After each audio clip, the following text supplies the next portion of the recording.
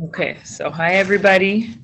We're going to finish chapter 14 today, and then we're going to review 13 and 14. Okay? So you can look inside your Tanyas. Dorit, you can open your Tanya. And I put it right there. Okay. I'm going to read a little bit inside. And then I think I'm going to do orally, and then we're going to review. Okay? Are you going back to chapter 14? Yeah, so we're going to finish chapter 14 because we didn't finish, okay? So let's try to recap. What does 12, 13, and 14 talk about? What does chapter 12, 13, and 14 talk about? Bonne question. Dorit, tu sais? Attends, je suis pas là-bas. Quoi? Chapter 12, 13, and 14 talk about the Benoni. Yeah. Before that, we learned about the Rasha. And the chapter before that, we learned about the Tzaddik. Yeah. There's 3 chapters on Benoni. Why? Because Benoni, The book is about that. the book is about the Benoni, and the Benoni is for most people. It's something that any regular person can attain. A Tzaddik is a gift. Not everyone can attain. It's really someone who has a special potential and he's able to reach it. Russia is most people. And then, hi, Cheryl. And then a Russia, if he works hard, could attain the level of Benoni. So every regular person is a Russia. Every regular person can attain a Benoni. Now, why is there so many chapters? So first, 12 explained you what is a Benoni. Described how he works, how he thinks, how he functions. What's his strength? What happens when he prays? 12, 13 also. 13 explained the different truth. How truth normally is eternal, but how for the different levels, there's different truth according to the realities. And finally, chapter 14 explains how. How can you become a Benoni? How do you do it? What's the work to get this? Because the Alter Rebbe is very practical. He doesn't just write. Every word he put, he thought before. So if he wrote 3 chapters, it's really for us to understand how a Benoni functions, what a Benoni consists of, like what does he have, what character traits, and then finally chapter 14, how does it work? Okay, so we spoke in the beginning of the chapter about that everybody can attain this level. Okay, we explained how it's not about the work of the heart, but it's about the work of The brain. the behavior or the brain, okay? So the Benoni happens to have a huge control over his heart with his brain, but he does not try to change his heart. There's no work from the heart. It's all the work from his machshava, Actions. dibur, and maaseh. Thought, speech, and action. He has full control over his thought, speech, and action, not his heart. His heart, he feels like any regular person, with every desire, with every evil inclinations possible. He has it all. He's just able to control it and not let it get to his thought, his speech, or his action. Okay? Any questions? So we're going to continue. Okay, so we were in the middle of explaining the conversation that a Benoni has with his evil soul. Okay? Ça, on n'a pas encore commencé avant pour ça. Non, pas encore. Pour l'instant, on va discuter. So it's very interesting, the conversation. I think we spoke about the conversation. J'essaie de trouver mon nom. Aval ani. Regarde, si tu, all this applies, but as for me, I have no desire to be such a fool as to deny the truth, okay? So Benoni has a conversation, okay? And he has to, it's very important, the conversation. I want you to listen to it. I'm going to tell you in English how the conversation goes.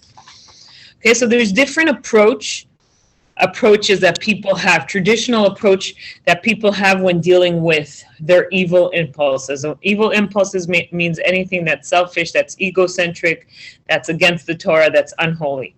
Okay? So some people, and this especially in the time of the Baal Shem Tov, but even today you see people like that. People who don't have Chassidus and people who don't learn the Tanya. So how will they deal with their evil within them or with their evil in general? Any impulses? They're going to hate it. They're going to start hate it. They're going to be like, oh, I hate anything that has to do with, that's not Torah, and anything that's so selfish. And they're going to convince themselves that they hate it to the point that they're going to become very sour because they don't really hate it. You can't convince yourself something. You can't convince your heart something that's not true. So in the end, they're just going to turn into sour people, and it's not necessarily going to make you a better person. Okay, so that's one approach. There's a second approach, also a traditional approach, is that someone's going to convince themselves that they're better, than any sin, that they're so important that they can never get to sinning, and that sinning is going to bring them to such a low level, so they're better than that. And by convincing themselves that they're better, they might create a superiority complex and really believe that they're better, and then not really do the work that they were originally trying to do. Okay, so these two approaches are people that that don't have Chassidut, that didn't learn Tanya, have when dealing with their evil side. People, of course, that are in Torah and Mitzvot.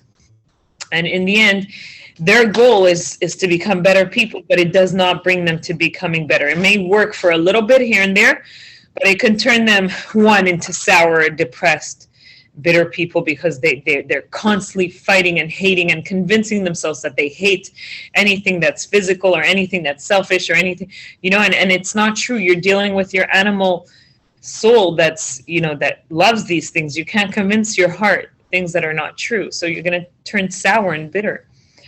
The second approach is you're going to convince yourself that you're better, and all this has good intentions, when they say the road is paved on good intentions, so they mean well. The people, or it could be me also, anybody, it could be about anything that you don't want to deal with.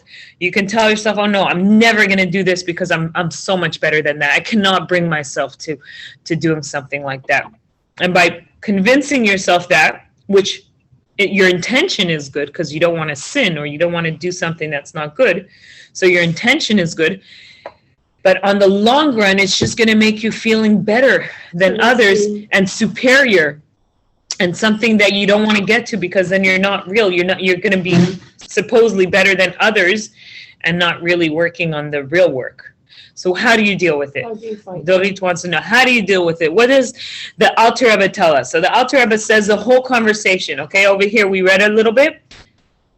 So you're talking about dealing with it, right? Yes, with your evil impulse.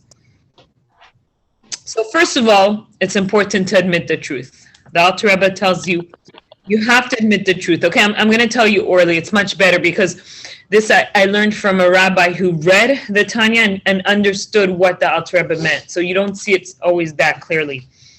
Okay? So the first thing, it's important to admit to yourself the truth. That yes, you have these inner desires and you love these things. Your heart loves these things. So admitting the truth is admitting and accepting. Yes, accepting that this is your human nature, and your human nature loves to, let's say someone has eating issues, eats too much. Your human nature loves to eat, or your human nature loves to, I don't know, maybe even we can go to extreme cases like addictions, loves to drink or loves. So first admitting to it. but still knowing that you choose not to do it because you don't want to be far from Hashem. So you admit to it, you admit you love it, you admit you have these desires, you admit that you're human, but you still have the choice to choose not to do it, not to do that impulse, that whatever impulse is pushing you to do. It's stronger. So then what happens? The animal soul is then going to tell you, just know that the Alter Rebbe is teaching you how the animal soul is very smart. It's not like you can't just try to convince that you're better. They're smarter than that. So your animal soul is going to tell you, okay, so these are conversations you can have within your head, okay, when you're facing a challenge. C'est la petite voix. C'est ça, c'est sa petite voix, exactly. The animal soul will tell you then that you're anyways far from Hashem because you're desiring these things that are not holy. So why are you joking to yourself that you want to be close to God, right? Mm-hmm. So, okay, these are conversations many people can have, and sometimes we hear that with people, you know, who love the Torah and love God, and they don't want to be religious because they're like, I'm anyway so far. Why, like, if I can't just change, you know? And here the Tanya tells you, you know, you just have to change one little thing. You don't have to. It's okay. Don't get fooled by your evil impulse that tells you that anyways you're so far, so you can't do nothing. You can do one thing. You don't have to do everything. So this is the conversation. So you're admitting to this desire, but you're saying, I still choose not to do it because I want to be close to Hashem. Your animal soul will tell you, you're anyways so far. Look at you. You're desiring all these things. You're so animalistic. You're so far from God. This is so not godly. So what will you tell? The Tanya tells you, agree, and says, you know what? You're right. I am very far, but I still want to get closer. And by not doing this, I'm getting closer to God.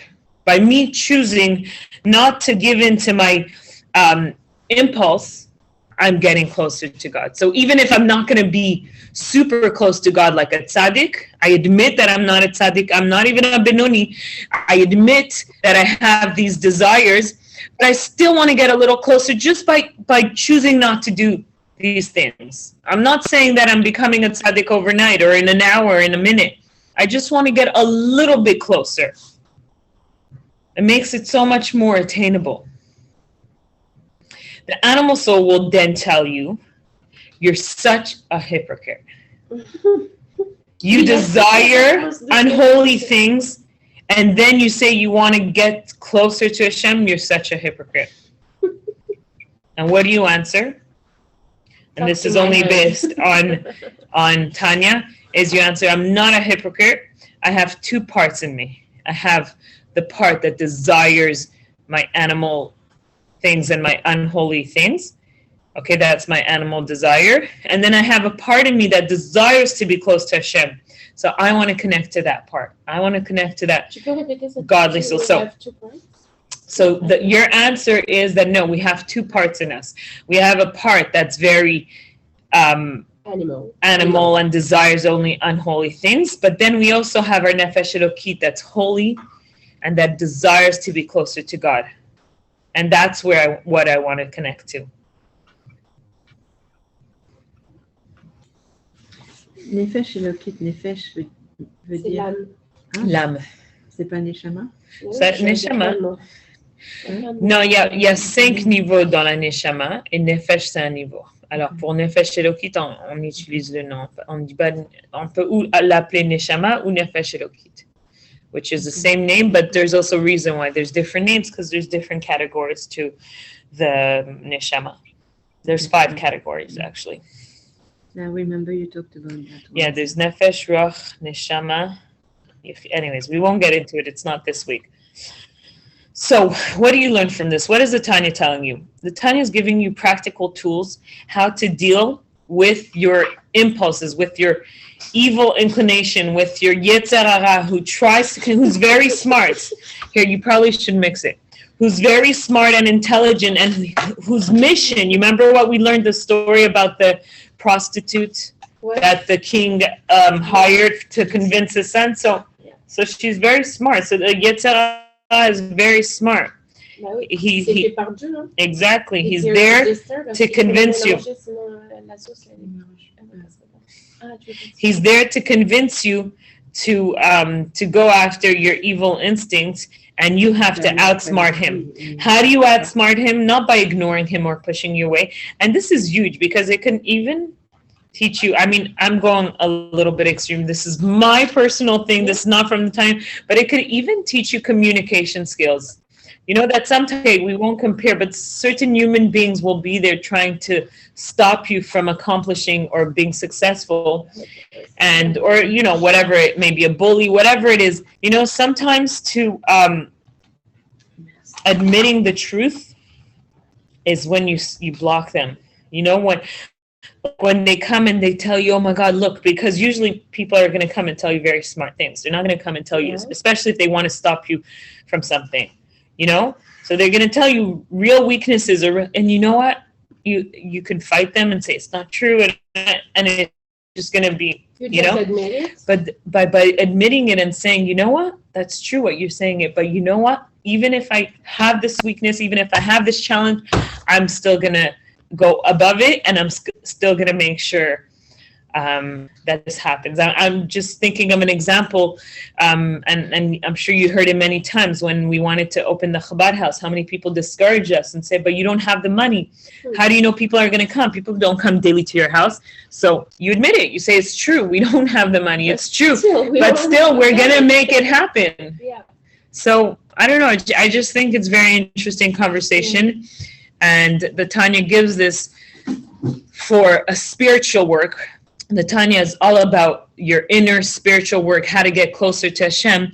But you see how this spiritual work, you can apply it in your life in different, if you really understand the message behind it. The message behind it is not to fight the truth, not to fight the animal nature way of how God created things, but to know that even with nature, even if Hashem created you with a nature that's lazy, or a nature that's very selfish, or a nature that's very egocentric, or a nature that's very, what other evil impulses we can have, that's very gluten, even with gluten, someone who likes to eat a lot, even if you have a nature like that, you are able to control and make the choice and control that nature and go above nature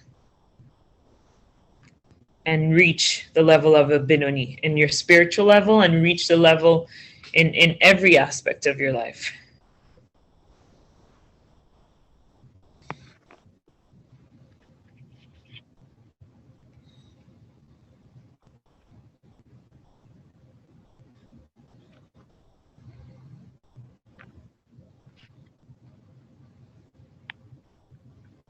Okay, I'm going to read a little bit more inside, and then we're going to do the review. It is different, however, with something entrusted to the heart, meaning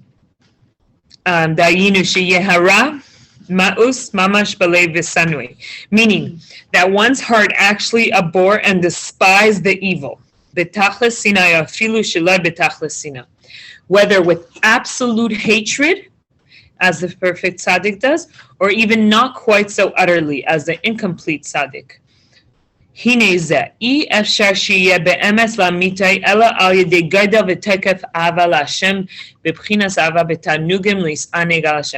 This cannot be attained in complete truth except through that level of intense love of God called love, which experiences delights, which consists of delighting in godliness. Okay, so you cannot attain a hate towards evil, towards anything that's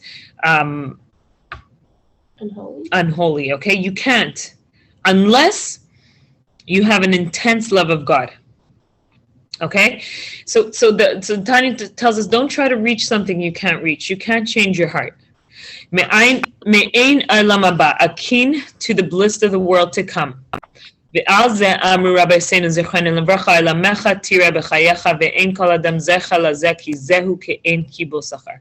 Concerning this love of delights, our sages said, you shall see a glimmer of your reward in the world to come in your lifetime. Not every man is privileged to attain the state, for it in the nature of reward received from above, and a reward can only be received, not taken. So this is talking about the tzaddik that experiences a love, a pleasurable love that I guess the neshama experiences only after they leave this world. It's only in the world to come.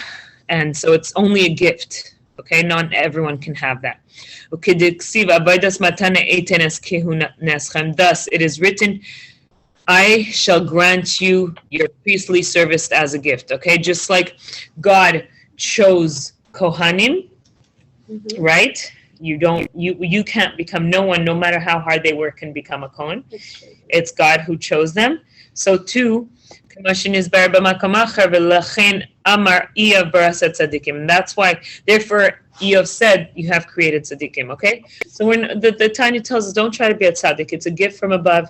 It's not for everyone. This is not the work that God is looking for you. Don't try to change your heart. Don't try to reach a love for God that's impossible to reach, or a hate for evil that you cannot. You can't change the nature of your heart, but you can control it. As stated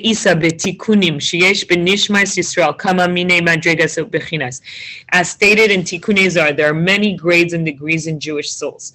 Chasidim, Gibarim, Hamizgabrim, Al Yitzram, Ma'arei Torah, Nevi'im, Chulu, Tzadikim, Chulu, Ein Sham. Pious men, strong men who gain mastery over their evil inclination, scholars of the Torah, prophets, tzaddikim, and so forth. Okay, so there's many categories in the Jewish people. It's so interesting. I'm just going to take a little, parenthèse. It's, how do you say parenthèse? I was like, a little bracket. Yeah. So on Sunday, there was the beekeeper that came. And he said something so interesting that, like, I connected right away to something we learned in Tanya. He said that the bee is not an individual. Right. Every bee together, they form a complete bee, right? When you see a beehive with tons of bees around, that's like one. Comme une entité. Exactly, one entity, and they're not separate. They all work together. And in the bees, the queen bee creates different kind of bees. There's the warriors. There's those that will be, just the workers, and every job, And I'm like, so interesting, because the Tanya says that the Jewish people is also one entity. We're not exactly. We're not individuals, and that our neshama is all together, and that there's different levels. It was very similar. That what? There are many grades and degrees So, in Jewish soul. I'm just comparing, of course, just like the bees. And it's funny because he said it. He said that with certain males, she will create a certain kind of bees that will look different than the other kinds, and everyone have their job. So the ones who are workers will not be the ones who are, I don't know the different jobs. Sorry, I didn't listen. And they're going to look a little different according to what job they have. So I'm just comparing it to when the Jewish people, every neshama has a different grade. There's going to be the tzaddikim, there's going to be the benonim, they're going to be the Hashem, and they don't function the same way. They don't have the same potential. They don't have the same reality. They don't have the same mission. And that's what it says. Like, God created Nevi'im. He created prophets. He created Kohanim. Well, he gifted certain people with Kohanim, but he created the Nevi'im were created with a certain gift that they would receive godly. Probably you have to be a tzaddik to be able to receive, but they're different than a tzaddik. Not every tzaddik is a navi. Not every navi is probably a tzaddik. You have to be complete. But not every tzaddik is a navi. No. I don't know. You know what? It's something I can't really tell you, but over here in the Tanya, it says that he created, different. And degrees, what would you have heard by degrees? Degrees is that. It's the different levels. C'est aussi grades, c'est pareil? Yeah. So there's really three categories. In the Jewish soul, there's mainly three categories. Yeah. What's the three categories in this? We'll review again. There's a tzaddik. A tzaddik cannot sin. He can't. It's impossible for him to sin. He has no evil within him. It's impossible. Not only can't he sin, he hates evil. He hates evil. And he loves God. He has a love of God that's unbelievable, that we can't understand. Benoni, his personality loves evil. His inner heart. But no, sorry. Desire. No, sorry. Desire. I'm going to rephrase that. Yeah.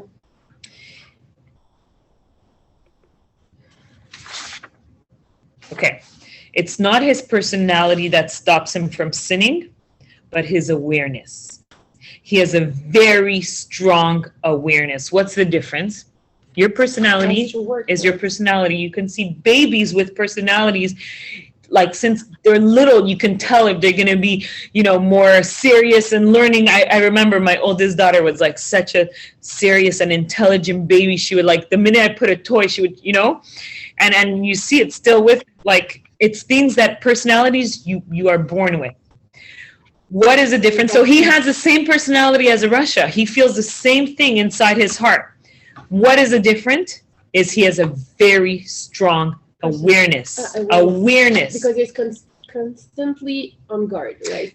He's not only constantly on guard, he's aware. He understands the importance of doing a mitzvah and how Naveira, or feeding into his evil impulses, will separate him from God. His awareness is so big that the fear is there and will stop him from sinning and will stop him from giving into his personality and will push him and motivate him to connect to God, to constantly connect to God.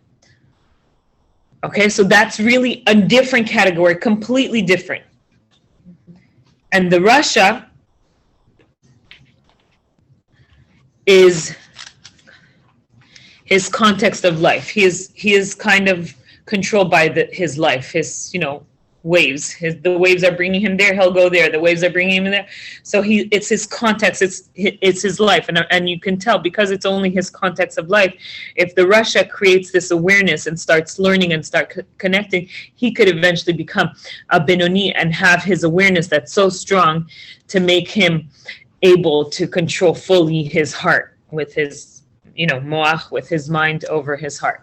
What about people that have mental disease? Mental disease. That's a very, very interesting point. Comme ils sont, leur soul, I'm sure they're Benoni or whatever. You know what? I can't. Parce qu'ils ont des maladies mentales. I can't give you an answer. I just know one thing. I saw actually a interview with a father who comes to the Rebbe and tells him, I have an autistic son. What do I do? He was asking him for advice. The Rebbe says, just know that your son's neshama comes from a very high source. So, this child is autistic. He's mentally challenged, but his neshama comes from a very high place. So some people say that people who are mentally challenged, they don't have the vessels, the tools to interact and be like regular human beings, but they come from very high sources, and they're not really responsible to do Torah mitzvot most of the time. I don't know if you ever read the book Anael. Did you read the book Anael? It's these kids that are completely I don't know if you call brain damage, but they're physically incapable of moving, and then they discovered this. It's so off topic. Sorry, I'm just gonna tell you, but they discovered this way of communicating with them through a computer. You don't know, there's the stick. Either they point. Ils ont tout. Ils sont comme ça. Tu sais, les gens. Mais ils peuvent bouger un peu pour montrer la lettre. Wow. Et ils sont hyper intelligents. Okay. Et there was a girl like that. In France, there was a few books I read. I remember I read Anael. It was a girl who was her whole life, until they discovered that, and her parents found a way of communicating. And she said how she's the neshama of her grandmother, and she came back to just accomplish one little thing, and she knew tons of Torah, very, very special soul. So, wow. And after that, she passed away, after she told all those secrets, because, wow. So I don't know if, young girl. Wow. They don't stay living very well. So, alors, very long, I mean. A soul that comes from very far. Very high. Very high. Ça veut dire on n'est pas tous égaux avec ça. No. Right? For sure, no. Also, I would say her soul didn't go through any contractions. Okay. You know, we go through Tzimtzum. Remember, we learned that. So Right. because we are at Tzimtzum, we don't see God. We don't see where. So she didn't maybe go through all that, and that's why they're very connected. C'est un peu plus deep, ça serait Yeah, but it's a different topic. This is not what the Tanya is talking about. The Tanya is talking about different levels of soul, that the tzaddikim are tzaddikim. Don't try to be a tzaddik. A benoni is a benoni, and a rasha is a rasha. Try to be a benoni. Yeah. Yes, exactly. Now, we're gonna, I'm gonna see if I should add anything. So, and then the Tanya continues, and that's why we understood why the Tanya tells someone, be a tzaddik and don't be a rasha. So strive to be a tzaddik, but you won't be a tzaddik. You won't become a tzaddik. Maybe a benoni. So at least don't be a rasha. Strive to be a tzaddik, because that's what we strive to. A benoni strives to be a tzaddik. And how does a benoni strive to be a tzaddik? Because a benoni doesn't always love God like a tzaddik does, right? A tzaddik constantly has a crazy love for God. When does he get that love for God? When he prays. Exactly. When he prays, he gets that love.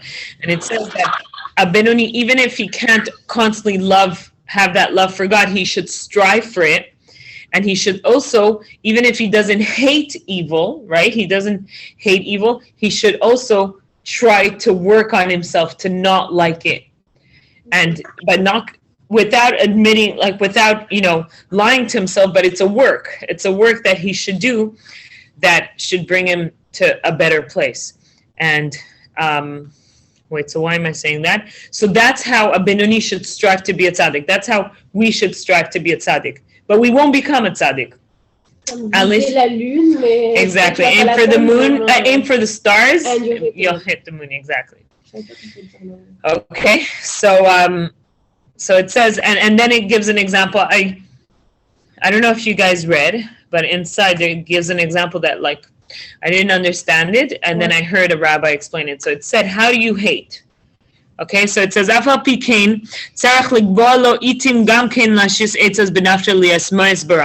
nevertheless, one must also set aside specific periods to seek for himself means of abhorring evil.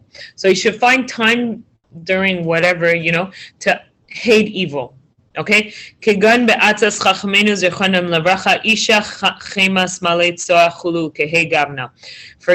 following the advice of our sages, a woman is a vessel full of filth and the like. Okay? So let me explain you. So then the rabbi that I followed with, I wanted to understand this part. He went back to the Gemara and he said that a man who lusts women, who's constantly running after women, obviously only goes after her physical part and not the spiritual part of a woman. You have to tell that person, what are you loving? Like, you're only loving a vessel. What is a body? A body is exactly is you. And it's funny because the rabbi said that like it won't say that for the opposite, because a woman is naturally spiritual and naturally seeking for deeper meaning in a relationship. So normal women, most women don't run after physicality in a man. So it's really for men, because men are created more physical. It says a woman is more refined. That's why we don't have the mitzvot, because a woman naturally seeks spirituality, and a man is more physical, and that's why he has so many mitzvot. That's why he has a kippah, because constantly he needs that reminder that God is above him, because he's more attracted to the physical. And how do you see it? When you see how men, deal with women, and the Gemara tells you, don't seek. If for the man who seeks a woman's, who's only attracted in the physical, what are you attracted to? It's a vessel full of filth. To tell you that there's spiritual, be attracted. How? So the Tanya here teaches you how to hate evil. When you're so into anything physical, like this delicious food, what is it after? It's food. It's going to disappear.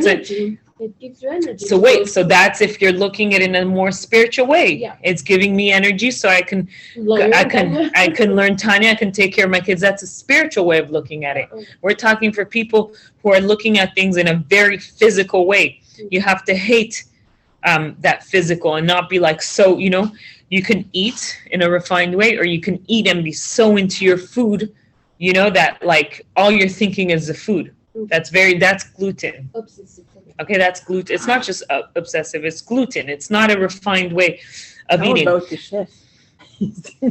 Even a chef could be refined. Okay, ça va. If a chef is cooking in order to feed people, in order for them to be stronger, you know, like there's the same thing you can. So the Tanya teaches us here, how do you hate evil? By understanding that all these things are just vessels and empty vessels. There's, you know, and if you don't look at the spiritual, they're empty, they're full of filth. They'll turn into what? You know, food you eat and it turns into waste.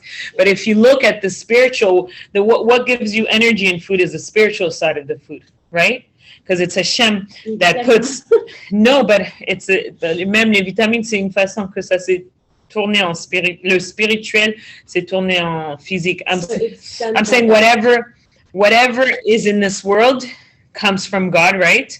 Yeah. What we see is a physical aspect. Everything has a spiritual aspect to it. Everything has God. By being able by being able to hate that evil and to find the spiritual aspect, that's when we elevate it. So when we say a bracha, when we do mitzvot with this physical thing, that's how we help it be elevated. So the Tanya tells you a practical tip, you know, even if you won't hate evil naturally, it's not natural for you to hate evil. It's natural for you to love and to have these impulses. Sometimes you should set aside and try to realize that all these things that you're attracted to, those physical things, are empty vessels full of filth. They have no meaning to it. And like after a while, like it's going to be empty if you're only running after their physicality. It won't bring you anything. Okay? Mm-hmm. Let's do the review. I think we're ready for the review. Cheryl, do you have the papers? What time is it? 56. Okay, so we're going to do a few minutes. Cheryl, do you have the papers? No, I don't. Okay, so I have a printed one. Marie's going to bring it to you after. Okay, so I'm going to ask, Marie, do you read Hebrew? If it's a little sentence? On the top, ouais. Try to read it. Comme un bébé. Hein. Ça va? Je vois rien. Oh, Benonim. Yeah. C'est Yeah, c'est bien. Raza. Vazé. Chaud. Bravo. Beautiful. Shoftan. Oui. So Marie just read. I want you to read also, Cheryl. I'll show you a different one after. So this is a review from chapter 13 and 14. The pasuk says, Benonim ze v'ze shoftan. A Benonim, this and this rules them. What is it talking about? What rules the Benoni? Before you write down, what rules the Benoni? Ze v'ze shoftan. Animalistic desires. And animal desires and his heart comes. So the chapter 13 starts by saying that Benoni ze v'ze shoftan. The Benoni is ruled by his evil inclination and by his good, his how do you call it? Yetzer Tov, Yetzer Hara and Yetzer Tov. But the question is, how is it possible that he's ruled by them? Right? So remember we learned about how a judgment is done, how a court is, that they just give their advice.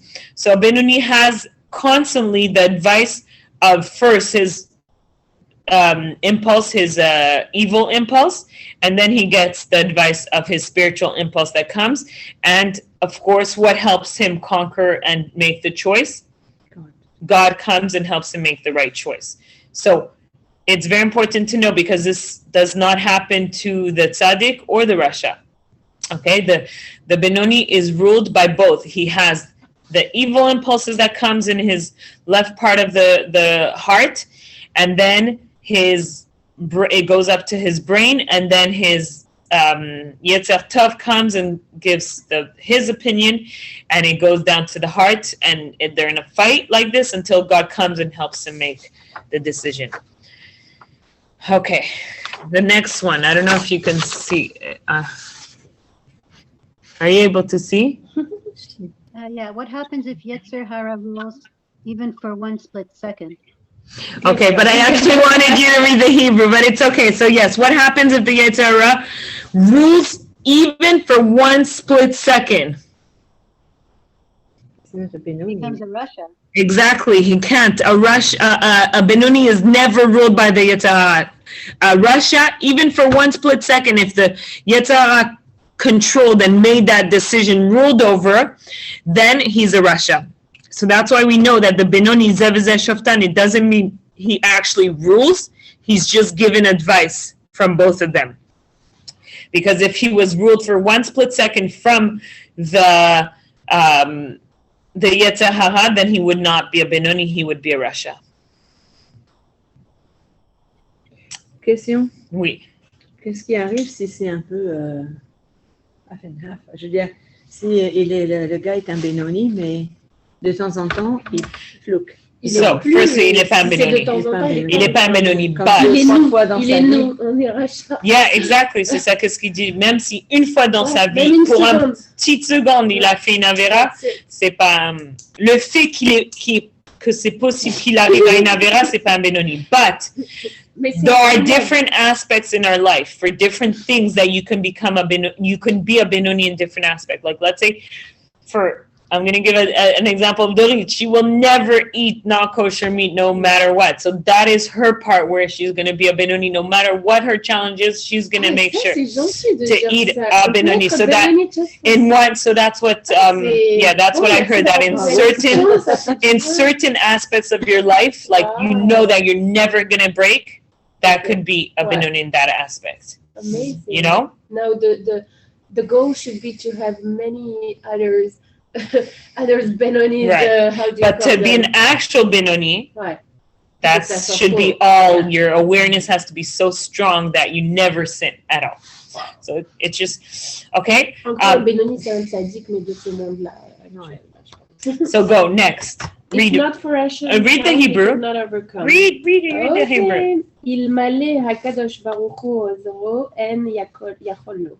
Exactly. So this is a phrase that's written in I'm not sure if it's the Mishnah, but I think the Mishnah, it says that what does it mean? If he wants to sin, then God come to help him. So basically the Benoni, his determination, his evil impulse is so strong that he's not able to fight that alone. Okay, just so we understand human nature. Human nature is strong, is very strong. Hashem created something that is strong. You know, when it says, like, is it possible that God created a rock he cannot break? You know, when I think of the Yetzer Hara, that's what I think, like, he created. But of course he can break it. But we can't fight it. We need Hashem's help in order to, I'm saying a Benoni even, who's super aware and who does not want to sin, he's only able to conquer his evil inclination because Hashem comes and help him. Okay, we'll do one more, and I'll read it. Afilu kol alam kula amrim lecha tzadikata heye beinecha kerasha. Now, how do we understand that? Even if the whole world sees you as a tzaddik, in your eyes, you should see yourself ki Russia, like, not a Russia. You should see yourself a Russia. You should see like a Russia. Why? What does it mean? That the outside you look like a tzaddik because you're never sinning. You're only doing things.